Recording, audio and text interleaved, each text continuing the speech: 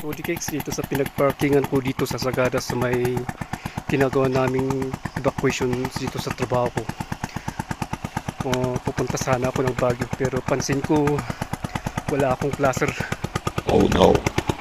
Ano, ilalagay ko sa left, nakalagay na yun sa left pero makita natin walang classer.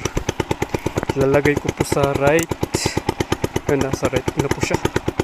Ayun, walang classer. Right, i-hazard ko po siya. Ayun, naka-hazard na po.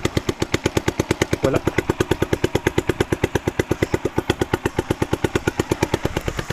Ayun, wala po. Huh?